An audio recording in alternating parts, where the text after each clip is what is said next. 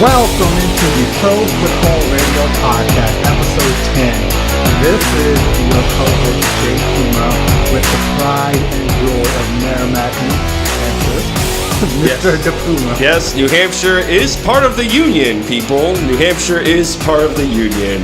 Dude, how you doing, Jay? Dude, I'm good, man. I'm doing great. You're doing great. I'm doing great. That's good. Spring. I had a good week. You showed up in the Mustang. I got the Mustang out. Yeah. Oh, dude, life is great right now. Yeah. I'm pretty sure I have seasonal depression. Right? Yeah. Middle of January, I hate life. Right. Middle of February, I'm blown up by coworkers. Middle of March, I'm like, fucking life is awesome. Yep. Yeah. No, it's a great feeling, like coming home from work. Because I work till like 7 p.m. and coming home and like still light out. Like even like 6:30. When like the home stretch is right there. There's still daylight out. I'll take it. I can't wait. It's great. It hasn't come soon enough. I always tell all my friends to make sure to check up on me middle of February because that's when I start getting very antsy. Oh, you mean like check up on you to make sure everything's good, or to check up on you and make sure like the Starbucks addiction's okay? Dude, all of it, right? Both. All of it. As my support circle out here in Connecticut, you guys gotta check up on me and make sure I'm doing good. You know what I'm saying? I mean, for those of you that have listened to all 10 episodes right now, that's a milestone. That is a milestone. I think episode 3 or 4 we had the debate about crying, and I'm just letting the record show that you have yet to check in. Speaking of which, Brandon, are you doing okay? Oh, now you check in. Have you cried? Now you check in. Yes, I'm doing fine. You cried 6 months ago. Like, I want to know what it was. What was it? There's just a lot of stuff, but I'm doing all right. Give me a hint. I'm doing all right. Why'd you cry? I'm doing all right. Why did you cry, Puma? It's, it's a collection of things. Yeah. It's fine. Okay. It's fine. Right. It's better than like beating the shit out of someone. So okay. I'm just saying. Get the emotions out that way than like assaulting somebody. It's a good time. All right, so one of the things we want to discuss this week is just my nickname, right? I know you have one of the best nicknames of all time, De Puma, which, speaking of which, I'm working on some sound clips that whenever we say De Puma, we're going to have a little row in the background. Oh, Christ. So whenever it'll be like, De Puma's here. I'll give it like 5 like growls before someone comments, being like, please stop. Oh, wow. But it's fine. We'll give it a shot. But the people on Instagram left us a few names that I wanted to run by you. Okay. You ready? So for the first one was by our boy Derek from the T-Dub that said the cheetah. What's your thoughts on that? I mean, we already got one animal. Yeah, true. You know? Mm-hmm. I got that. I like it. We talked about that a little bit last week with D-Row. Mm-hmm. Mm-hmm. And, shout out to, Derek, D-Rec, for listening to the episode. Obviously, he listened to last week's if he said cheetah. Or he's talking to our boy and being like, yo, you should say this in the comments. Yeah. J_Boots said stud. I kind of like that. That's very studly. The stud and the Puma. The stud and the Puma. Yeah. All right. Patrick O'Shagnasty said legend, bruh. Legend, bruh, and the Puma. So far, the stud is ahead on points, but, I feel like people that put, like, hashtag stud in might be looking for, like, some, the village people stuff. Yeah. They hear, like, 2 people talking about football. It might put them off. Did we ever go through the story how you got the name the Puma? No, we haven't. Let's hear that. So, how did Brandon Silva turn into the Puma? So back in... And you made fun of my growl last week. So back in the day, nope, that ship set sail. So back in the day in New Hampshire, that's right, Jay, it is part of the Union. I was playing some Texas Hold'em with some of my friends back at home. Justin, Josh, Mac, you guys shout out. And it was a little wasty faced downstairs playing poker. My favorite face for being drunk. Yeah, wasty faced. Was about to win a big hand, and I had literally the Puma, like the brand, had like a white Puma hat on with like blue lettering and like the blue cat jumping out. Mm-hmm. And I won a big hand. I was like, the Puma's on the prowl. The Puma's and I did like little like fucking claw movements because I was drunk. The Puma is on the prowl. And yeah, ever since then, that's been my name. Sure, make fun of me in the comments, but it is what it is. I fucking love that name. You know what's funny? And my friend Deborah can attest to this from back from NetJets. We actually had a day where we did spirit animals for the whole team, right? And it's funny because I was named a Puma. Oh shit! That's where I was. Like I can prove this. But seeing that you had it longer than I did, I have relinquished that name to you. Oh, thank God. Oh my God. So cool, man. So if we go with the stud, though, that means you have to wear a cowboy hat. I'm down for that. Okay, but it's going to get in the way of your hair. You did a great promo, by the way. Dude, my promo game, I'm stepping it up. It's showing improvement. You know what I'm saying? It's showing improvement. I make sure I do the hair up right. I'm like, let me get on IG real quick. Yep. You know, towards the end of the week after that second promo, I wanted to do another one. But I was like, you know what? Why not? Let's not feel too much just yet. Oh, we got to hype the show. Yeah, I guess you're right. But listen, before we get into actual football stuff, I had a great week. Like I said, spring is coming out. I'm fucking loving life, right? Yep. I did have one little bump in the week that I shit. And I want to discuss this with you. I love pistachios. Absolutely love. I can't wait to hear how like pistachios almost brought down Cheema. Dude, I'm just saying. I absolutely love pistachios, right? I love like getting a big bag of pistachios, cracking them, eating them, great snack, right? Now, I heard about something called already like broken up pistachios already, so like they're already out of the shell. Yeah. So it's just pistachio, like the actual nut. That's a bunch of them. And I went to the store and I bought a whole bag of these unshelled pistachios.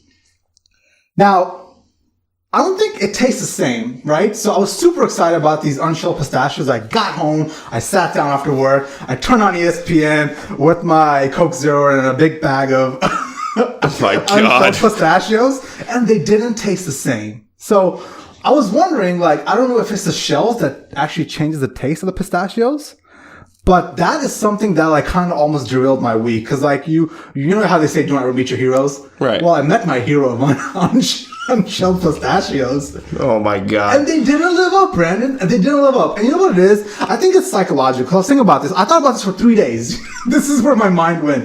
I thought about this for 3 days. And I thought about a story last summer where I went and I got some soft serve ice cream. And the soft serve ice cream wasn't swirled around. Like, you know how they do a little swirl up to the top? They just kind of blotched into a cone. Like, they didn't care one bit. And I had that cone, and it just didn't taste the same. You know what I'm saying? Yeah. And I was convinced that it was not the same soft serve ice cream that I had for the last 3 years. So I think it's psychological. I think it really is. No, because like I'm a pistachio guy too, and out of shelled or unshelled, I'm a shelled guy. I don't know if it's like, because if it's unshelled, I will tell you right now, I've seen me destroy a bag of unshelled. Mm-hmm. So if I have to work towards like cracking the shell, you're right. You know, I'm not gonna like I can kind of contain myself. Dude, you're right. But no, once you actually have to do the work, right? Like after the 12th pistachio cracking open, I'm like, I'm exhausted. No, because like I'm done with this. But the unshelled ones, I was just popping them like M&Ms, dude. Just like, give them all to me. No, it's like if you by the 10th or 12th one, somewhere in that range, like you feel like you're getting calluses on your fucking thumbs trying to crack it. So no, I'm with you. That for once, like we actually agree on like food that has almost brought you down. Look at that. But I mean, I'll take that over my death ride. What happened? Dude, So- tell me. Enlighten me. You So, almost died? so I had to bring my car in. I had to get new tires for Lucy, my Wait a minute. my Lucy? BMW 3 Why do you Series. call it Lucy? You gotta name your car, man. I don't have a name for my car. Well, that's your You're problem. big on naming everything. Naming yourself, naming your car. You know, what do you it's name like Sarah? look at the shit. You know, like look at ships and shit. Like the Navy, like they name ships and whatnot. And I mean, hell, USS Lucy. look at Forrest Gump. USS De Puma. Look at Forrest Gump. How many Jennies were there? That's all I'm saying. I've never seen Forrest Gump. Long story short, brought my car in, got new tires for Lucy, and you know it's about like a half hour away. Okay. So I got a Lyft, thinking $30, like whatever. I'm not putting anyone out of the way to like come pick me up, drop me off, drive like another hour for them to go home. Okay, so this Lyft driver, for one, didn't even pull in the driveway to meet me. I had to meet her on the street. And then on the street over here, she did like a 19-point turn to get to the stop sign. Dude, that is the tip of the iceberg. So at the stop sign here, on the left-hand side, there's like a little bit of a bump that kind of blocks like the oncoming traffic. And then on the right side, it's like downhill, so you see everything. She only looked right, didn't see a lifted F-150 coming. Oh my God. Coming this way. What kind of car were you in? I was in a Toyota CR-V. Ooh, okay. So, it might have saved me. Almost got broadsided by a truck. Fine. She's sitting in the road waiting for this truck to like literally go left to center to go around to go by. And the guy is like flipping her off, being like, yo, just go. Like, I'm not going to go play chicken with oncoming traffic because you won't move. This guy being the truck. So we go, we're trying to get on Route 8 to head towards Watertown, and we take a little side street. Front end of the car almost gets taken off by a school bus. So then so she's coming down a side street, and on the left-hand side, there's like a postal truck. Like, this is the one incident that like I'll kind of give her a pass. So there's like a postal truck blocking the street a little bit, and then here comes this bus that's trying to make a left-hand turn. So yeah, they're going to be a little wide, and we were kind of in the way. So she's backing up, which is fine, but she almost backs into a car behind us to give the bus room. So bus goes by, almost hits a car behind me, okay? Then we go, and we're about to make a right onto Howe Avenue, and she didn't look left again, and she just fucking gunned it. Almost get broadsided again by a fucking truck. She hits the curb trying to avoid this thing, and then she almost hits a car in front of us in the breakdown lane. What did you say? What did you say to her? I didn't say anything except start saying like Hail Marys in my mind, because I'm like, I'm a lapsed Catholic, but I thought I was gonna die. So you should be texting Tara, I love you. I did. I texted her. I said, listen, I'm trying to go to the dealership right now. If I die, just know I love you. And she's like, don't die. I'm like, I make no guarantees. That's not my decision. So you think that's bad? So then we finally merge onto Route 8. And once you get on the highway, it's about like 25 minutes to like go from Shelton, Derby, Ansonia to like Waterbury, Watertown area where the dealership is. Yeah, we went through Naugatuck, and which is fine, except we're in the left-hand lane of Route 8, which is like Gran Turismo for those of you that don't drive down here. And she's doing 45, and like the car beeps at her if she goes over that. So she's in the passing lane, doing 45. We got cut off like 5 times. I'm like, I'm literally either gonna die or I'm gonna be the victim of a shooting. Like someone's gonna have like some road rage. And we had like a little minuscule conversation, and she's like, oh, like, I think she's from Russia, which is no shade. Yeah. It's no shade, but why would you leave Philadelphia to come here? Like, all I could think of was like maybe a mob boss was after them. And I'm like, great. Like, I almost died like 5 times on this half-hour car ride. Am I gonna be a victim of like a Russian mob hit? Like, I don't know. Tara's not even a beneficiary of my life insurance yet. So two things. I gotta update shit. This reminds me of that meme you see online with the Family Guy Chinese woman. You ever seen that meme with? You know what? She probably would have drove better than this lady. Wow, that's saying a lot. Like, but what's great is like she's a 5-star Uber driver. So I don't know. Did you give her like a 1-star? I didn't give her a tip. But like I felt bad. Like I didn't want to tempt the face because she kind of knew. Like she obviously knew where I live, and she's like, "Oh, I'm from Derby." It's like, all right, well, listen, you left Philadelphia. I think it might have been like a mob shooting. I don't know if your man's is some higher up in the Russian mafia. I don't need you to show up at my house with like AK-47s if I don't give you at least a 4-star rating. So I gave you a 4-star rating. Russians scare me. I don't want to die. Yeah, I got you. In these strange times, man. Did you cry in that whole ordeal? No, I kept it together. What a surprise! As a lapsed Catholic, I kind of kept it together and said my 10 Hail Marys, and I called it a day. But dude, well, I'm glad you didn't die, the Puma. But I gotta say, it was kind of worth it because those tires are fucking sick. Are they? Yeah. Dude, how's the Beamer running? How's Lucy running? Lucy's running great. It's great. But before we bore people. Dude, this is with, what are we, like 15 minutes into bullshit right now? 15 minutes of just crap. So, I guess we should talk about... Do we have any NFL news this week? I mean, we got a little bit. Some of it... This is why I love our podcast. We just get on here and talk about bullshit. It's fine. It's Joe Rogan meets sports. I love it. I don't know who Joe Rogan is. You don't... Oh, Jesus Christ. I've heard his name, but I've never heard his podcast, so... You should. It's really good. No. It's really Joe good. Rogan should listen to the Pro Football Radio podcast. You know what? If he allows DMs, I'll just send it to him. I'll take my chances. Like, what's the worst that could happen? No? Okay, fine. But anywho... There was some news over the talk about some NFL stuff. last 2 weeks. Let's hear it. What happened in the NFL this week, Puma? Give us the rundown. During last week's recording. Before we get to that, you are the equivalent to Adam Schefter, in my personal opinion. Oh, yeah? So give us the NFL rundown, Mr. De Puma. So we kind of have to backtrack a little bit because there was so much going on with free agency last week that we didn't even talk about Tyreek Hill's situation. Sure. So for those of you that for some reason don't know, Tyreek Hill, towards the end of, I guess, the opening round of free agency last week, was under investigation for domestic violence at his household, stemming with his 3-year-old son having a broken arm. So there's a lot of information that was going on. The Kansas City Star originally broke that news report. Tyreek Hill's under investigation, like I said, and I believe his fiance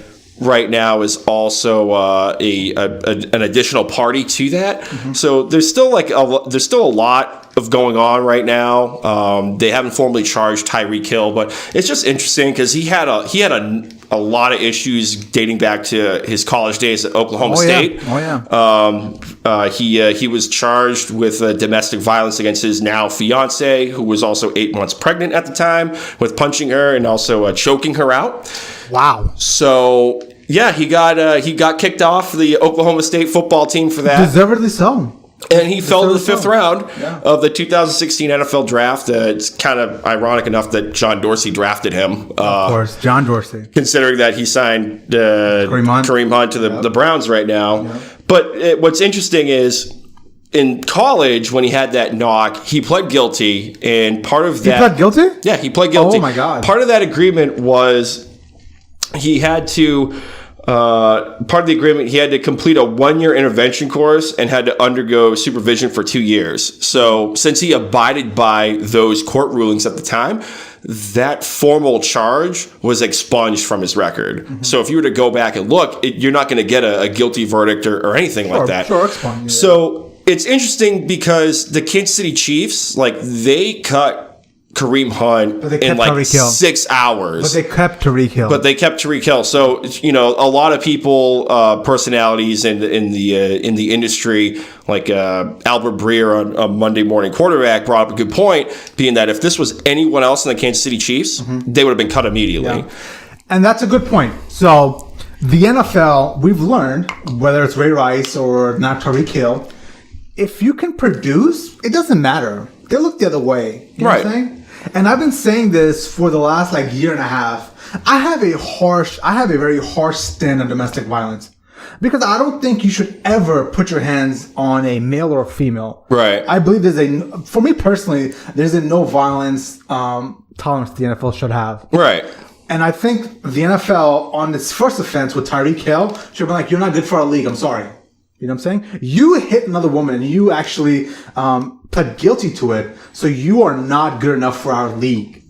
And that's my stance on it. Now, given the fact that the NFL overlooked that and now we're in this actual trial where I don't want to comment on anything just yet until we get the full details on what happened. Apparently it's his fiance that broke the little kid's arm. Is that what I'm understanding? That I'm not too sure. It sounds like they're still under investigation, the fiance and Tyreek Hill. Mm-hmm. At the 10,000 foot surface view, it looks like they're trying to see if Tyreek was involved. Mm-hmm. But I mean, it's too early to say. He hasn't been formally charged with anything, and there really hasn't been anything else released from the investigation. If it comes out that he actually broke this kid's arm, dude, he should be banned from the NFL. Right, because I'm not trying to compare apples to oranges. Domestic violence is domestic violence. There's no place in that in society today. But assaulting a child, especially a 3-year-old, is inexcusable, dude. And it's not even just just slapping on the bottom. It's breaking somebody's arm. Right. They broke this kid's arm. Right. It's not AP.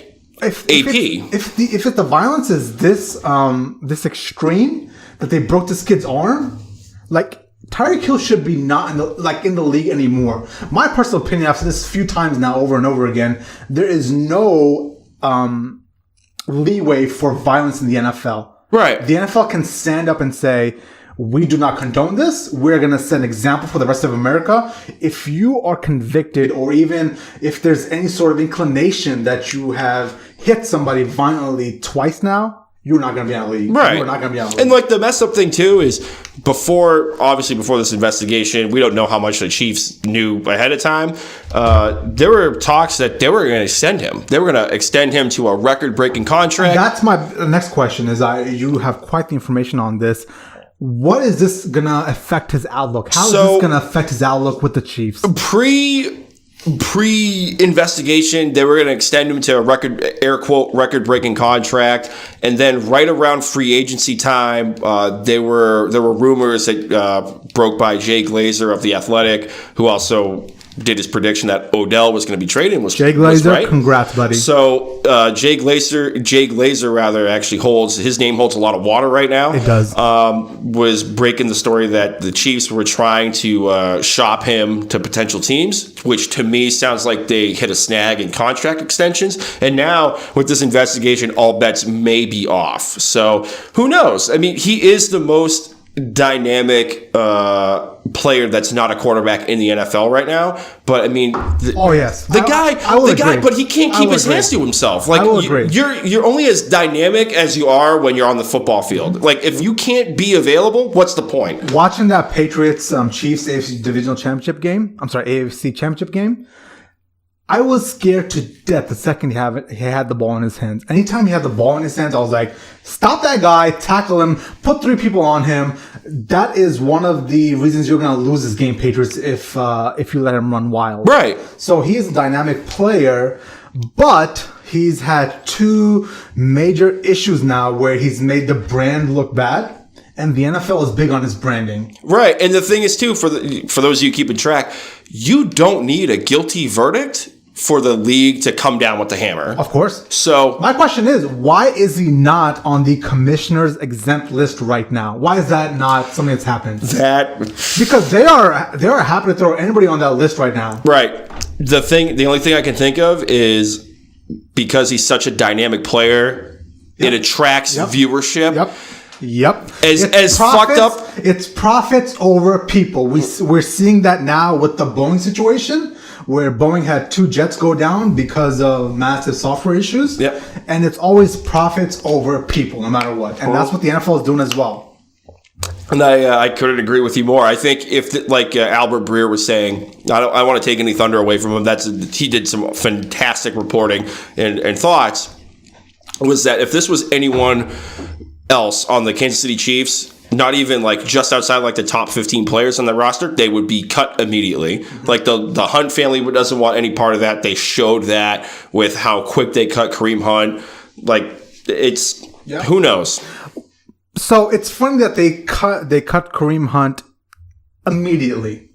Because the running back is a devalued position. Well, it's not even that. I think, not to cut you off, but he lied to the Kansas City Chiefs, and then the TMZ video. At least there was video that came out. Anytime there's video, you're fucked. Yeah, but he lied. Hitting somebody is okay, but if it's hitting somebody on video, you're completely fucked. Right, because if you look at Greg Hardy, I think he was suspended, but those pictures were bad. I remember those pictures. But the court of law, he wasn't convicted because the girlfriend never showed up. But that's a story for another day. But Kareem Hunt's bigger problem, besides the fact that there was videotape, was he lied to the Hunt family and he lied to Andy Reid. And as soon as those lies came to light, they didn't mess around.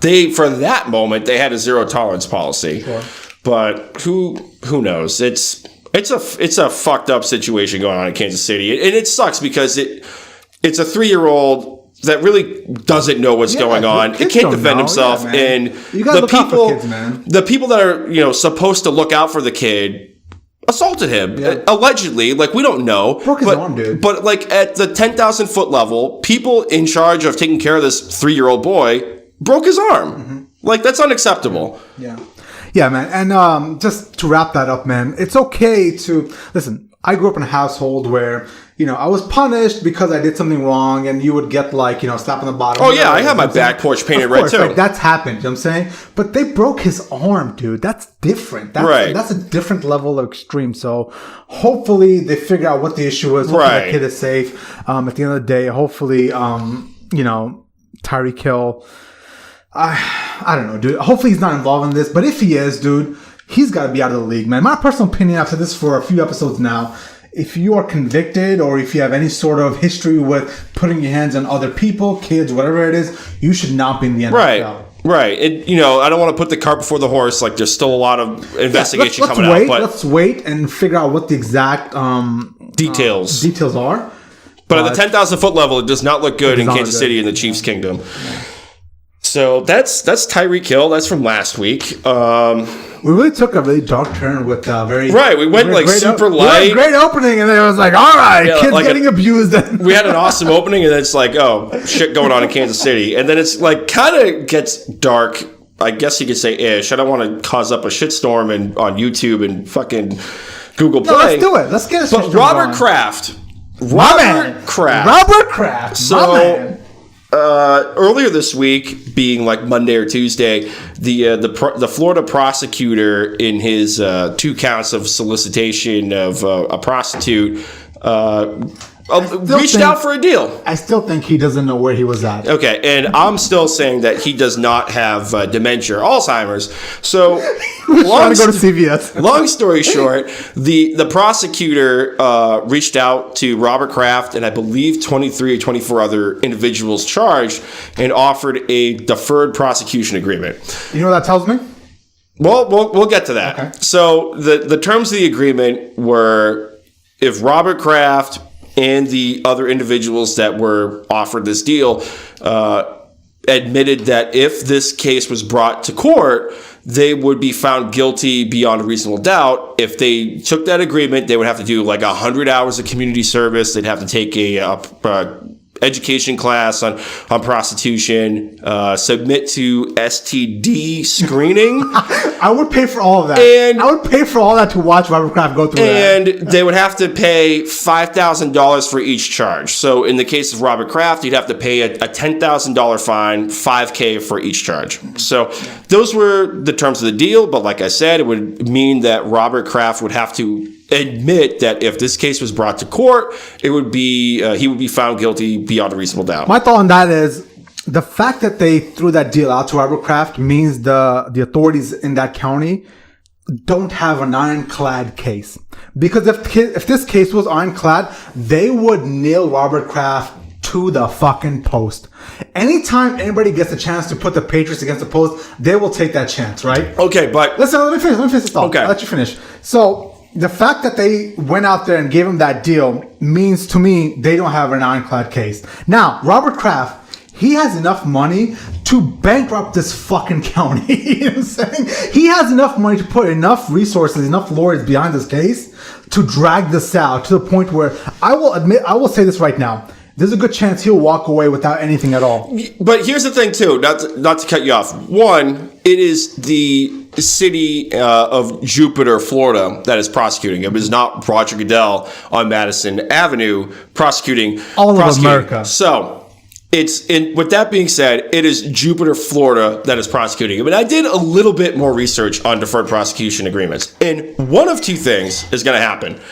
One, like you said, the prosecuting attorney does not have a solid enough case to get a conviction if brought to court. The other instance, which I'm kind of leaning towards, is that because Robert Kraft does not have much of a criminal record, and by much I mean zero, it's a misdemeanor charge. We'll give you a get out of jail free card if you abide by the terms and conditions of this agreement. You're not going to have this on your record. But if you break this, you will have a guilty verdict on your record. Sure. So I think that's a get out of jail free card for Robert Kraft and for the prosecuting's office. The prosecutor gets a win in their books. Robert Kraft doesn't have to go through the motions and having all the dirty laundry aired out. Apparently there's videotape of him getting it services.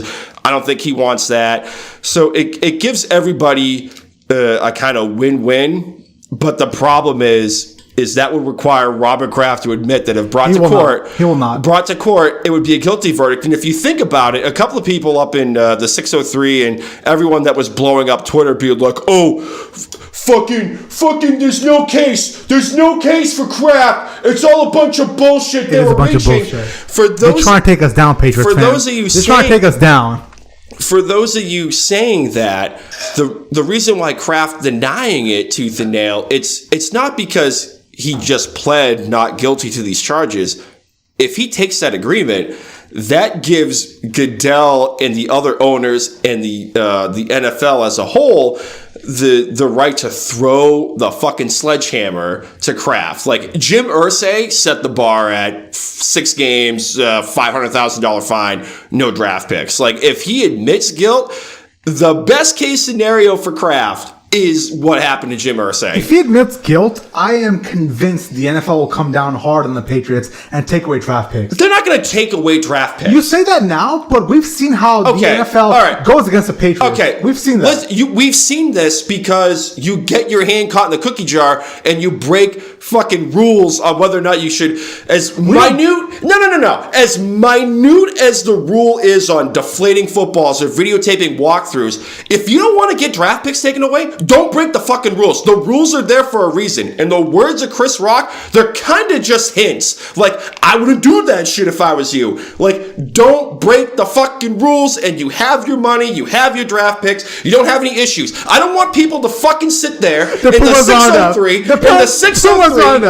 603 saying, oh my God, the fucking league is after us. Like, don't sit there and cry to me like you're the Oakland Raiders of the 70s and 80s who had this magnifying glass up. We're much worse. They will nail us every single time they can. Here we go.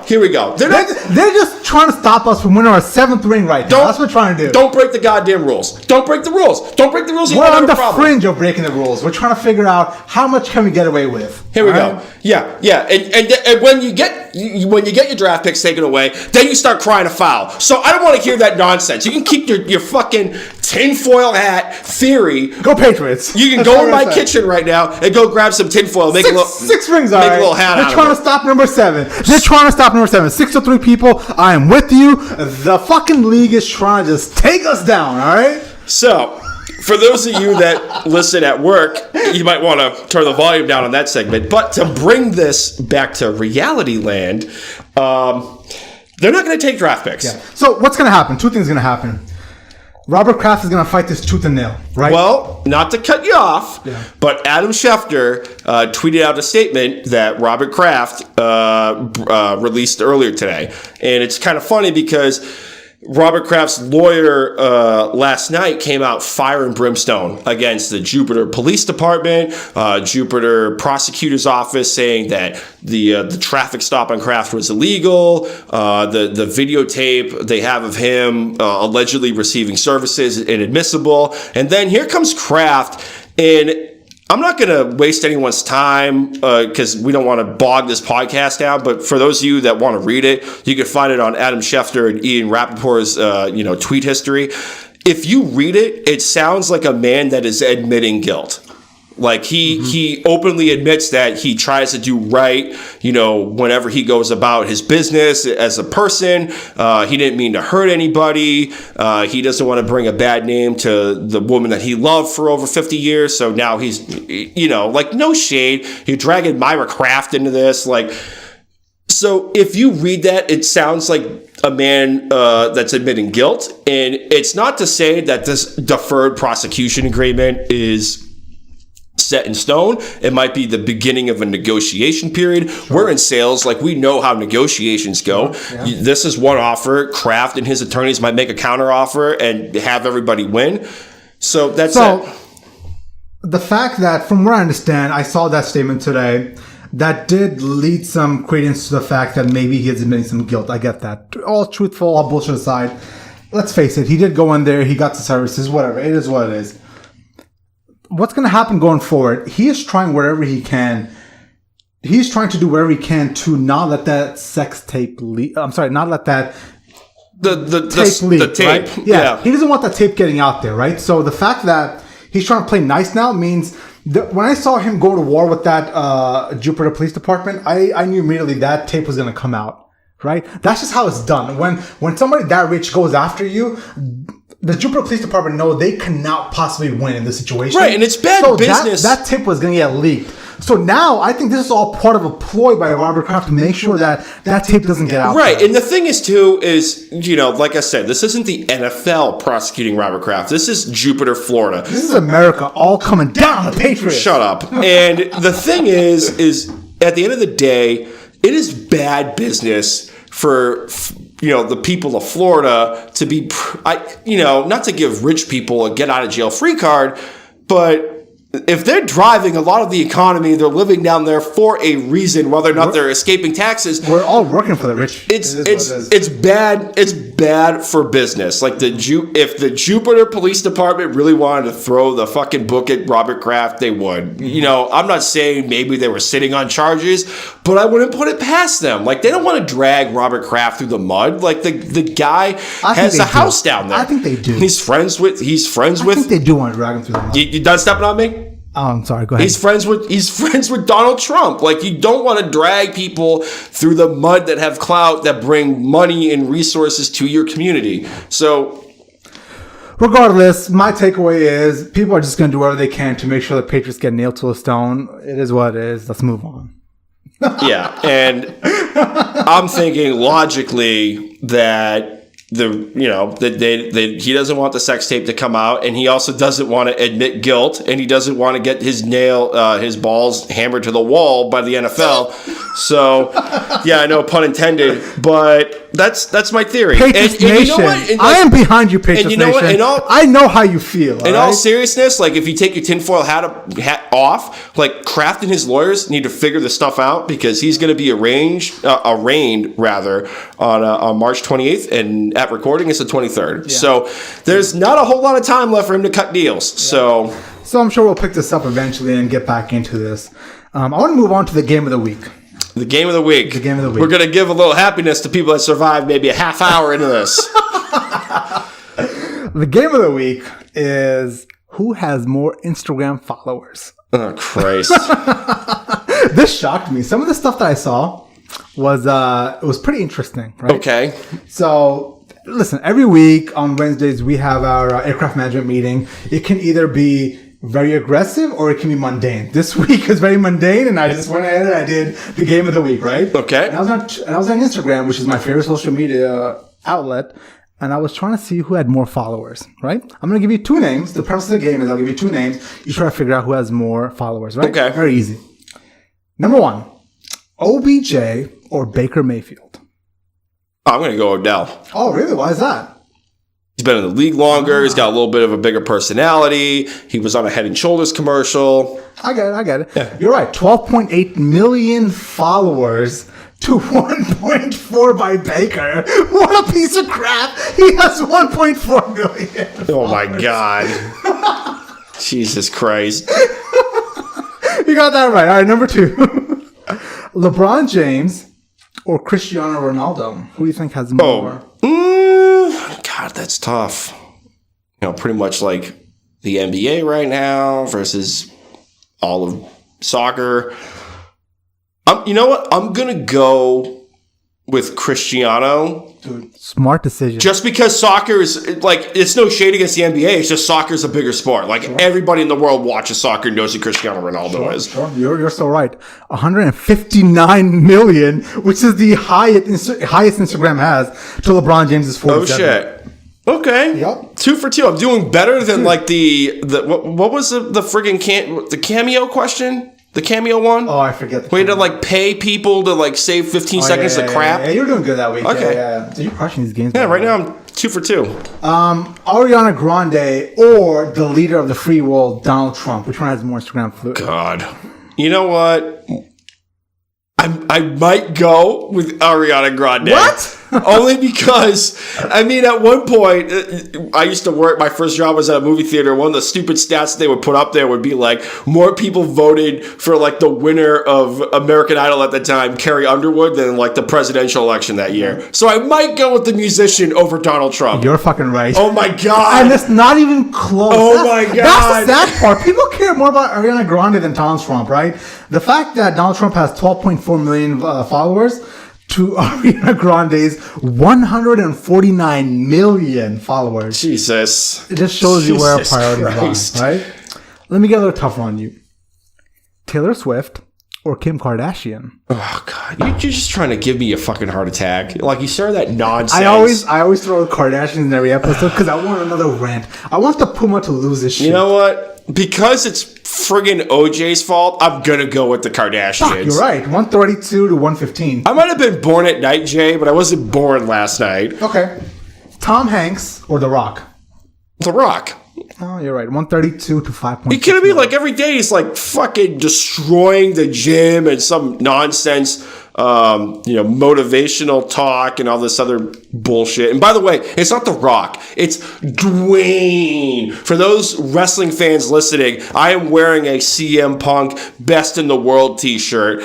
No. The last time you hear me say Dwayne's ring entrance name is just now. Like, it's just Dwayne. Okay, all right. Cool, man. This led me to amplify the game a little bit, make it a little harder on you. Right? Oh, snap. Because now we're going to pair famous athletes against pets. Right? Christ. You know how big pets are on Instagram, right? Yep. So Doug the Pug, which is an actual account, versus Tom Brady. Who wins that follower account? I'm going to go with Doug the Pug. You're so fucking right. 3.7. What am I, like 5 for 5 right now? Make this too easy on you. 3.7 million for Doug the Pug versus 3 million for Tom Brady. Yeah. Next up. His numbers might be a little deflated. Oh, here we go. Another fucking cheap shot for the Oh, Patriots. that's a cheap shot. Cheap shot. That's a cheap shot. Cheap but shot. Like every time I mention Dan Marino or anyone else, you start taking shots. But that's cheap. Shut up, Jay. Read the next question. Go Pats. Read the next question. Go Pats. They're just trying to stop us for the drive for Here number we go. 7. Shut up. Read the question. Next one up is Jif Palm, which is a Pomeranian dog versus Kobe Bryant. Who wins? I feel like this is a trap. It's a dog versus it's a dog Kobe. so it's a Pomeranian dog, which is at Jif Palm versus Kobe Bryant, the 5-time champion. You know what? I'm gonna lean towards the dog. Just because not everyone watches sports for some reason. Case in point, my household. I might go with the dog. Okay. You were wrong in that case. Oh, really? What, 6 for 7? 9.5 million for Kobe, but 9 million for this Pomeranian dog. Damn it. All right, last one. Okay. At Marutaro, which is a Shiba Inu dog. The fuck is that? It's one of those Japanese dogs that I love. I actually, if I could Is it get like a dog, a big ass dog? No, it's with like a really fur small. ball? They're super cute. They're like little wolves. You know what I'm saying? Oh, okay. If I ever got a dog, it'd be a Shiba Inu. But at Marutaro versus George Bush, the former president of the United States, and it's close. Oh, I'm gonna go with strategery. I'm gonna go with W. Not even. No. W. That's because I didn't know what the hell the dog was. 2.5 for the dog versus 1.4 for George W. Bush. You know what? You believe that, dude? I can't believe. Listen, I was happy we got 67 followers on Instagram, but there's dogs out there with 9 million fucking followers. What are we doing wrong? Because have you You seen know what we should adopt a Pro Football Radio podcast dog. No, because out of the two of us, we know who's going to be taking care of the dog. I'm not taking care of the dog. Who's gonna take the dog? Me. You're goddamn right. No, I'm not taking care of the dog. You can take care of the dog. I was at work talking to one of my coworkers, and I did that. Let's do a dog timeshare where I take the dog for 3% of the time, you take it for 97% of the time. Because I don't want to clean up the poop. I don't want to feed it. Jay Cheema wheeling and dealing for a pet. I just want to pet the fucking dog. Jesus, just get a fucking fish. Christ. You're killing me, man. You're killing me. Dude, we're at 43 minutes, and we've done 2 NFL subjects. We've only done 2 NFL subjects. For those of you... some NFL stuff. Christ. So, where do we go? It's the off season. It's slow, all right? Whatever. Where we go? The fan questions? Up to you, bro. You lead the show. You want to go fan questions? You want to talk about how the NFL is still at the kids' table with contracts? Let's go with the NFL at the kids' table with the contracts. Because I have a big point on that. So, the reason why I bring that up is we're not talking about Bryce Harper's $10,350 million contract that was guaranteed. We're talking about Bryce Harper's 12-year, $450 million to stay with the Los Angeles Angels of Anaheim. Fully guaranteed. That's the guaranteed. The $450 million. Meaning if he goes and gets into a wreck, he's still getting $450 million. Yep. 450. 450. That's so much money. The highest contract guaranteed in the NFL is Kirk Cousins at, I think, $88 million. million fully guaranteed. This just proves, and you know what? I wonder what Kyler Murray is going to be thinking if he doesn't get taken first overall, if he might go back to baseball to be like, I could get actually fully guaranteed money. Sure.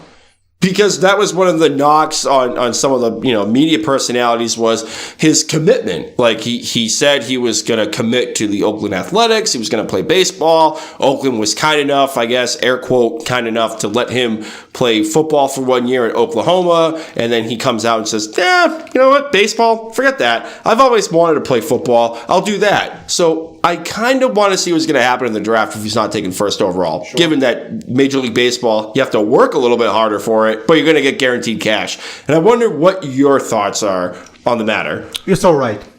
I saw a stat that blew my mind the other day. There was 4 baseball players. I forget their names, but it was, I talked about this all. No, it was Machado, Harper, Trout, and who else was it? One of the guys that got a major contract this offseason, whoever it was. Yeah. In total, their contracts were up to $1.25 million. I remember if the stat was correct. And the Tampa Bay Rays, my apologies, another baseball team, in their inception, the 20 years they've been around or whatever, how many years it is, they've only spent $1.01 billion on payroll. Mm-hmm. So it goes to show you that star athletes in baseball is where it's at. If you have a kid that's talented, push him towards baseball. That's a good point, you know what I'm saying? Now the NFL. The NFL owners are super smart. Their business model is absolute king. Right? They have cheap labor in regards to how they pay out their athletes, but they have the highest revenue streams. Yeah. Right? The salary cap will just keep that money in the owner's pockets. And then they're so smart about it that they actually make it seem that the players are greedy for not taking hometown discounts. Mm-hmm. Right? You ever see an athlete that won't take a hometown discount? Everybody is just railing against him. Why do you need all that money? But look at the fucking owner. He's making $7 billion a year easily. You know what I'm saying? Right. So the NFL's business model is absolutely king. Now, this upcoming year, what I'm scared about is, in 2 years, there's going to be in my personal opinion, there's going to be a labor shutdown. Oh, no doubt. There's a lockout on the horizon. The players are going to go ahead and they're going to try to force a business model that's going to either make the salary cap go higher or they're going to limit the salary cap in total. In my personal opinion, if the NFL Players Union was smart, they would eliminate the salary cap era in total. Now that would cause all kinds of havoc, and it would not. The reason why I love the NFL so much is because everybody has to play the same rules. But the fact that I personally believe that the NFL players will have a lockout and force the owners to reconfigure that business model. Right. There's a lockout on the horizon. Anyone that says that isn't happening is, you can go back to putting your head back in the sand like an ostrich. But in order for them to get rid of a salary cap I don't know, do they have this? You might know if the NFL has a luxury tax, because Major League Baseball does. They don't. Okay. So MLB, they have two things. They have revenue share. So those larger market teams like the Red Sox, the Yankees, the Dodgers, the Cubs for that matter, they have to share their profits with smaller market teams like the Brewers and the Rays and the Marlins in order to keep everything a level playing field. And this goes back to the 90s when the Yankees were just running train on everybody. The Yankees were the team of the 90s. They pretty much bought themselves like 4 or 5 world championships during that time frame. So in order to keep the market level, air quote level, they had to do revenue share. Whatever profits they got, they had to share with the smaller market teams to keep them competitive. So I don't know if the NFL owners are going to want to do that. Like, do the Atlanta Falcons really want to share money with the Tampa Bay Buccaneers? I don't think so. If I was the NFL Players Union, I would be making sure that the owners knew that we want no salary cap at all. I would be pushing hard, and I'm fearful because in the last NFL player agreement negotiations, whatever is between the players and the league in 2001 or 2000, whatever the year was. Yeah. 2010, actually, my apologies, 2010. But I think in that one, they caved too early. And I think that's going to have some ramifications with this upcoming negotiation talks. I think we are looking at a full-blown lockout coming up soon. Well, there's going to be a lot of issues on the table. There's going to be like the how much power they give Goodell and, you know, the money, because that's been a topic of conversation for the last 2 or 3 years, and we can get into that in another episode. But yeah, there's a lot on the table with this collective bargaining agreement. Now, the lockout is the only way where somebody else besides the Patriots will win a Super Bowl. Go Pats. Here we go. Go Pats, baby. 603, I got you. Here we go. So, we want to get the fan questions, or we're going to want to get to free agency moves? We're at 49 minutes. Let's get the fan questions. Let's get the fan questions in.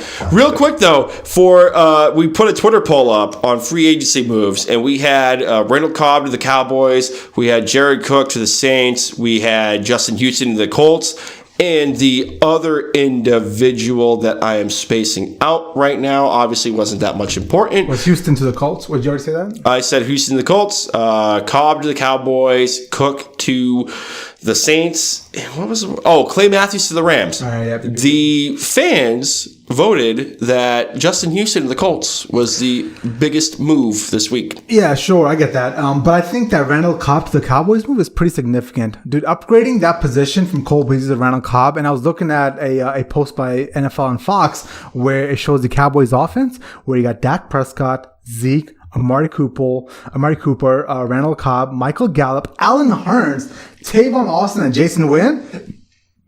I think that's like up there with the best offensive weapons underneath the Browns in the NFL. Yeah, my only knock against Cobb is, I mean, granted, I think he was banged up a little bit this year. Like, what was it? 39, 40 receptions, 5 touchdowns, not even, and like just under 1,000 yards, not even. Like, Cole Beasley didn't get that many looks. I'm not expecting Randall Cobb to get a whole lot. I think that was more of a locker room move. The Colts addressed a huge issue with Justin with Houston by getting a pass rusher on there. But not to bog down the podcast, let's get to the fan question of the week. Let's do it. So, do you want to lead off with yours, or?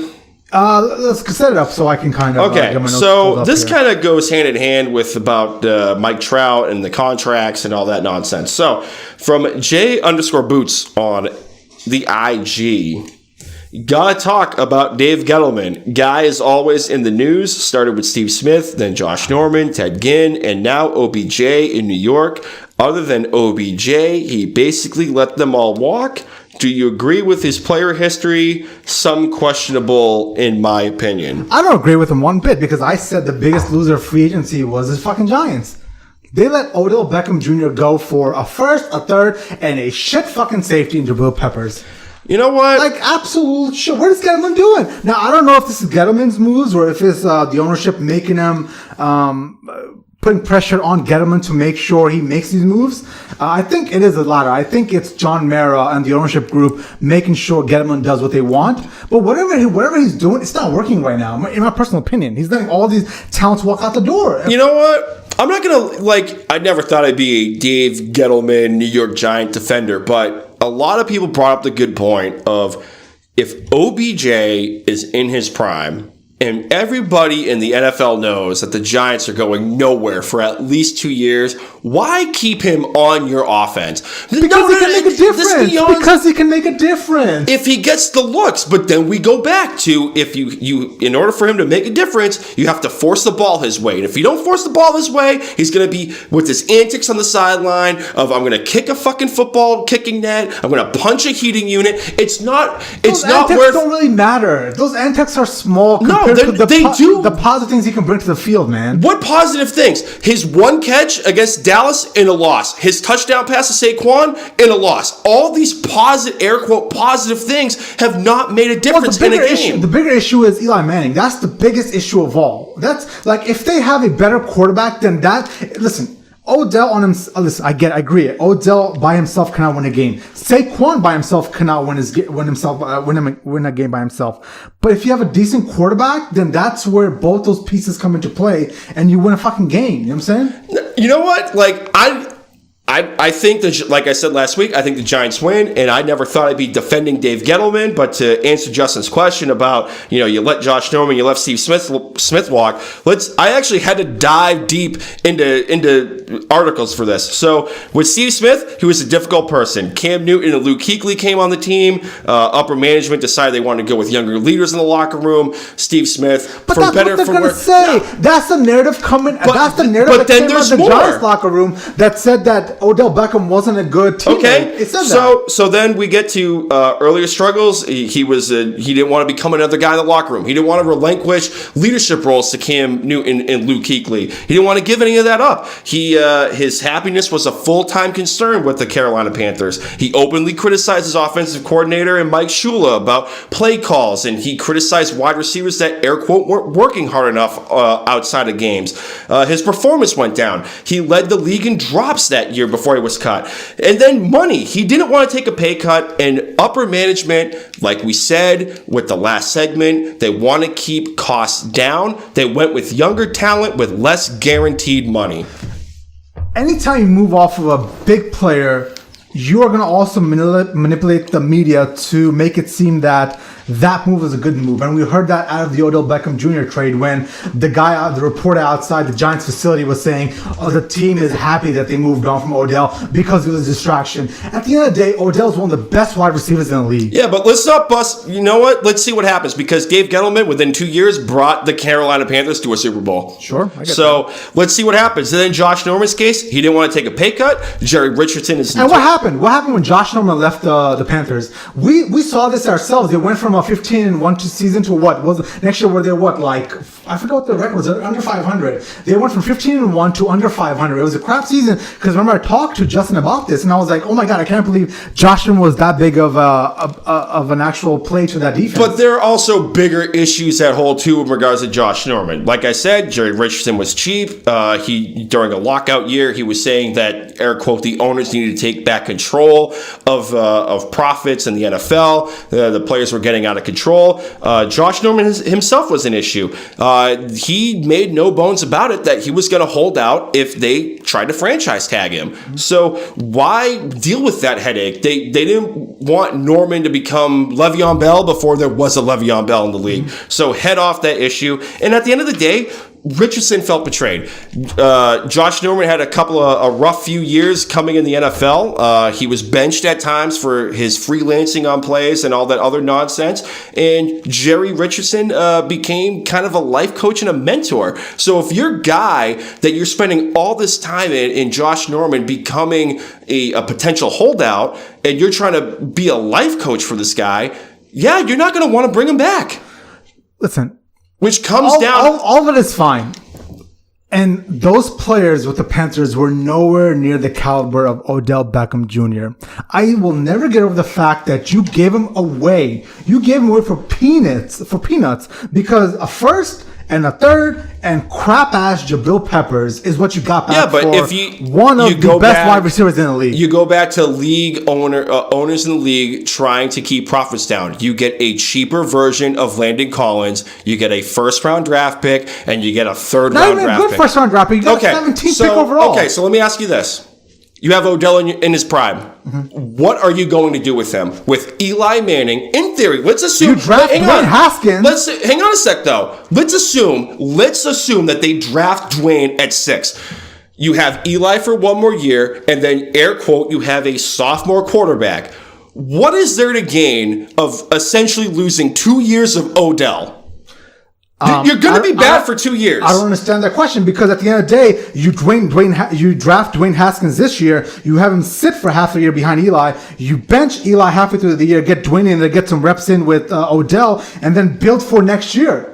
All of this takes time. I get it. It's a process, but you got to get some reps in between Dwayne and Odell to make sure in 2 years you can actually vie for something. But if you want to rebuild the team, and I'm convinced that the only reason why the Giants pulled the trigger on this was they wanted to revamp the team. They wanted to change everything. The end of the light, the light was at the end of the tunnel with Eli, and Odell was a problem in the locker room. Like, I get that. No, I'm not, like, my biggest issue is you gave him away. You didn't give him away. I don't care. I personally don't care. Jay, I fucking hate the Giants. I hope to God they fucking lose every single what game. better- But even me sitting back thinking a first and a third and crap ass Jabril Peppers for Odell, that's a crap fucking trade. What better deal? You're not going to get You didn't three get a first rounders. The Patriots will give him a first and a second round pick. I saw the fucking report like a year ago where the Giants were thinking about moving him. The Patriots want to give him a first and a second. But the second the Patriots got involved, the Giants said, you know what? Maybe he's not that bad. Just because the Patriots are interested in him, maybe we should reevaluate this. So like, you could have gotten more out for that deal from the Patriots themselves.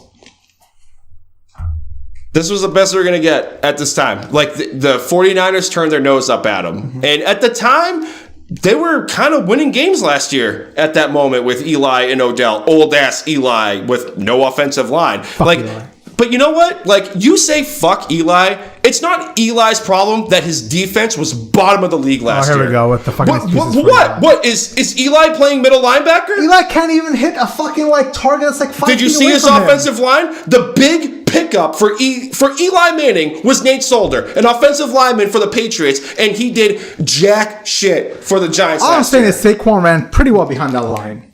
Not because of the offensive line. That was pure talent that Saquon took over. It got 1,000 receiving yards, 1,000 rushing yards. Yeah. Like, no, that offensive line was shit. I never thought I'd be defending Eli too, where it's also Eli's fault that his secondary was horseshit, his linebacker core with Alec Ogletree was a joke, and his defensive linemen, including Olivier Vernon that went to Cleveland, didn't get any pressure on the quarterback. All I'm saying is, if you stick a decent quarterback behind that line with those weapons, I think they could be a playoff team. Truthfully, my personal opinion. That's what I think.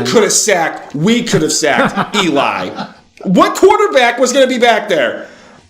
I'm just waiting for Eli to be away. I just want Eli to go away. No, but like in all seriousness, you have to put aside like your hatred for Eli. I can't do that. To put aside. That's my issue. I can't do that. Well, in this business, you have to put aside. You have to put aside. In order to be taken serious, you have to put aside your biases. And in order to do that, you have to take the 10,000-foot view, the long view, and look at that team and say it is not just Eli's fault on the offensive line, on the defense, in the front office. My point being, I just don't understand it. You could have drafted a quarterback this year, played Eli for half the year, the second half get some actual relationship building between that new quarterback that drafted and Odell and Saquon, and then play for next year. Like, is that too crazy for me to think of? A little bit, because why is that too crazy? Because if you what were they, second or third? They were second. Sixth. No, not this year. Last year. Oh, they were second. Yeah, draft was second. Okay.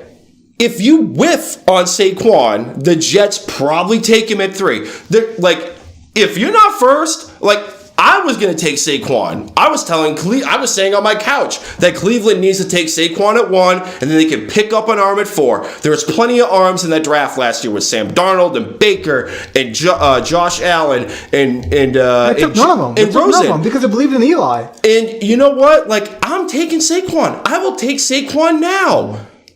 He is a difference maker in that backfield. Regardless, at the end of the day, I think New York Giants didn't have to do a full-on rebuild. They could have done a quasi-rebuild, right? Where you draft a quarterback this year, hopefully get some chemistry, and hopefully play for a division championship next year. So they're bad for. Disagree on both of them. So hey, in the word J_Boots, I'm defending Gettleman, and I think he's getting raked over the coals. We're at 1 hour and 2 minutes. There you go. You want to get quickly into your question? Sure. Let's hit the question real quick. What's the last question? So your question was from Facebook. Let me pull this up from the 603. Yeah. Where the hell is it? So from Dan Bollier, aka Tiny Pipes, up at the 603. Interesting stat. Only 4 quarterbacks have multiple Super Bowls in the last 20 years. Why do you guys believe it is so hard to get a franchise quarterback? Sure, let me answer that real quick so I didn't get to your question. In my personal opinion, it's because there is no consistency between the high school game, the college game, and the NFL. Now, every single time you move up from each of these levels, the game changes quite a bit. Now, if we look from the college to the NFL level, it's not a complete and normal transition between college and high school. There's a lot of shotgun, there's a lot of jet sweeps, a lot of college offense, as we say, air quotes, where the prototypical drop back NFL quarterback doesn't do any of that stuff, right? So Tom Brady isn't going to be running the option one bit. So the NFL right now is looking for drop back quarterbacks, and the college football league itself is not producing those quarterbacks one bit. That's the biggest issue. The second being, the NFL game is also the NFL game being more cerebral than it is physical for a quarterback, because you got to figure out the mental aspect of it as well. Being a good leader, figuring out defensive schemes. Tom Brady himself is not the best of athletes. All he has is a decent arm and his mind. Simply put, his best asset is his mind. So the combination of the college game not being up to par with the NFL game and the NFL quarterback being more than just a physical tool is why it's so hard to find a good franchise quarterback. All right. I can buy that. I'm not taking away any shade. Like, you need to have mental toughness to be a quarterback. You need to understand defenses. But you also need, like, let's look at the coaching staffs. Like, Brady has Belichick, and you could kind of plug and play offensive coordinator. Like, we can agree on that. Like, whether or not it's, the former coach of Notre Dame, was it? But my rebuttal to that is every single coordinator that left Brady didn't do jack shit in the NFL. Yeah, but then you look at Roethlisberger with Bruce Arians, and he brought one Arizona Cardinal team within the Super Bowl. But Roethlisberger isn't Brady. Isn't 6 Super Bowl rings. He's only 2 Super Bowl rings. Yeah, but he won 2. But that's the question, is only 4 quarterbacks have won multiple Super Bowls. Ben Roethlisberger, for better or for worse, is one of those quarterbacks. And his first year, I think he was recently new to the league. He had an awesome defense, and he had the bus behind him. Sure. And then his second year... Great defense, great running game. I get right, that. and then he had his second year, he had Bruce Arians with his no risk it, no biscuit offense. Let's just fucking throw, streak routes, till the cows come home. 3rd and 1, we're going to run a streak route. Like, Arians loved airing the ball out. And then a little bit of luck. Let's look, for Eli Manning, like, it's no shade. I'm not taking any talent away from the quarterback, but it's not like the quarterback is also drawing up the plays. Like, he's also getting some fucking input from the head coach and the offensive coordinator too. Yeah. So 2 fucking lucky Super Bowls of all time. Yeah, but he also needed to make some athletic moves, like trying to get the ball to David Tyree. I cannot wait for Eli Manning to be done with the league. We can watch the tape, and he made some athletic moves to get the ball to Tyree, and Tyree's catch was luck, but it is what it is. That was the last time I cried. So it's a mix of a lot of things. It's quarterback, it's offensive coordinator, it's head coach. What's your thoughts on everybody piling on Big Ben about how he supposedly fumbled on purpose and he doesn't give a fuck one bit? I don't buy that, because the guy that said that, I had to look up because I've never even heard of him. Yeah. And the Pouncey brothers and other people in the NFL that didn't even play with Big Ben even like disputed that fact, being like, you're just piling onto the situation itself by trying to drum up this nonsense. And at the end of the day, someone saying that you're fumbling the ball on purpose is like the ultimate slight against a competitor, regardless of whether or not you like the person or not. Like, I can't stand Big Ben, but I'm not going to come out and say, unless you can prove to me that Big Ben fumbled on purpose, that he pretty much took a shot at his own character by almost throwing a game. I wanted this story to be so true. The second I saw this, I was like, ooh, fuck you, Big Ben. I can't wait to watch the video and be like, oh, you piece of trash. I saw that video and I don't see anything. Right. I saw the video and I was like, I don't see it. And it's not even that, like, even right now it's just piling on a Big right. Ben. And even like Le'Veon Bell, he had a recent article with SI after he signed with the Jets. Pretty much he had to like choose his words carefully on what he wanted to say about Big Ben. He didn't really have anything against him as a person, I guess you could say, if you read the article, but he had an issue with how he perceived himself being just below the general manager of the hierarchy of the team. Like, other quarterbacks will go out of their way and introduce themselves to rookies. Big Ben never went out that way. Sure. So, yeah, man. Cool, man. That was a heated podcast episode. I never thought I'd be defending Dave Gettleman and Eli Manning. What are you, a Giants fan now as well?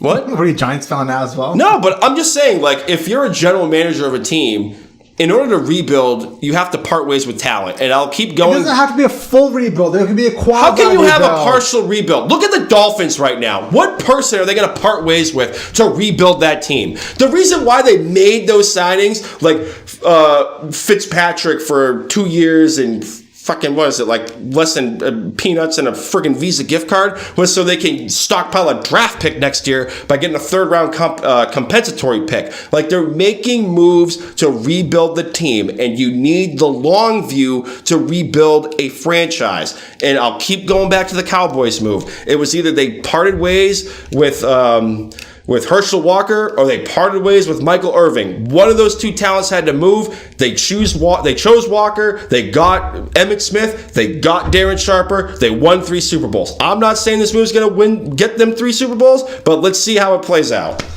All I'm saying is we'll have to see how the season plays out.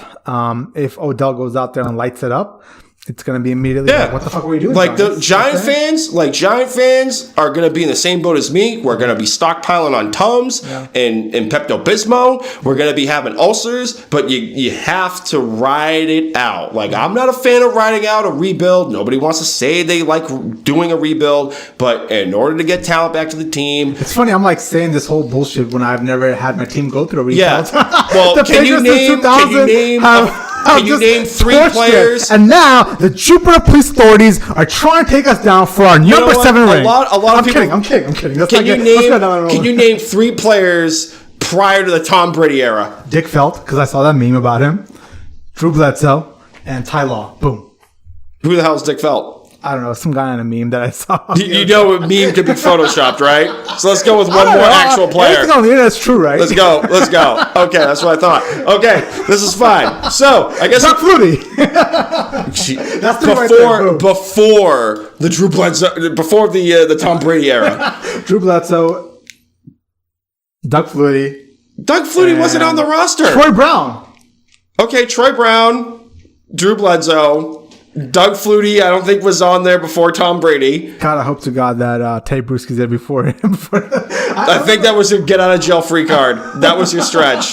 For those of you, God, I wish I had a YouTube camera. So, I guess I should get to the plugs. So, for those of you that have listened to probably an hour and 15, hour and a half of this train wreck, an hour and 10. You can follow us on Twitter at PFR Podcast, Facebook and Instagram at Pro Football Radio Podcast. You can follow myself on Twitter at Brando_Puma. My pain in the ass co-host over here, Cheema at Cheema. Cheema. Let's try Cheema Sweet Brown. What? So Sweet Brown Cheema. How about that? You're gonna change it to okay, but that might be too long for a Twitter handle. Right now, at recording is Cheema. But Sweet Brown Cheema is not a good name. I'm not saying it's not a good name. I'm just saying it might be too long for a handle. How about Almond Milk Cheema? How about that? Now you're just sounding like you're. I'm not going to say it because we're going to get pulled off. So what? Almond Milk Cheema? Can I finish the plugs? Because I'm from like the Middle East part of the world, and like my complexion is almond. Apparently, that's what they call it. Like, you know, how it's ebony or, you know what I'm saying? Like, or white. I'm going to go back to the plugs. And may God have mercy on your soul. Almond Milk Cheema doesn't work for you? So, Brando_Puma on Twitter. Cheema on Twitter. Just say it once. Sweet Brown Cheema. No. Just say it. You can follow. You can listen to us. I'm going to keep it up until you say it. I mean, you're stepping on plugs. You want to get listens and shit? Let me finish the plugs. So you can listen on TuneIn, Stitcher, SoundCloud, and Google Play, Spotify. And we are, like I said, we're on Google Play. Recent update, Google Play. And we're also on the YouTube at Pro Football Radio Podcast. That's our channel right now as well, too.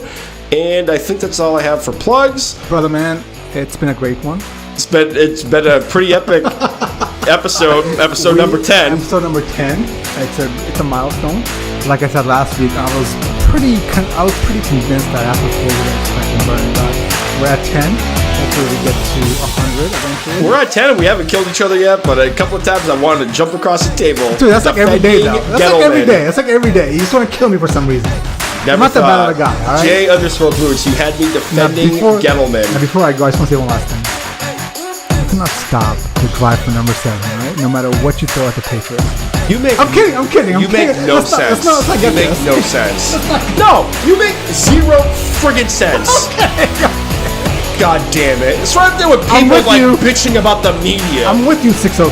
You don't want to be in the press? I want to go to the Shire someday. I want to go to the Shire someday and meet some of your friends. You don't wanna be I'd be in the like, you press? know what? I agree with you, all right? You don't want to be in the press? Don't get a rub and a tug. Don't get a rub and a tug. Oh, Thanks. don't deflate footballs. Thanks, guys. We'll see you next week. Let's Vaya see con Dios.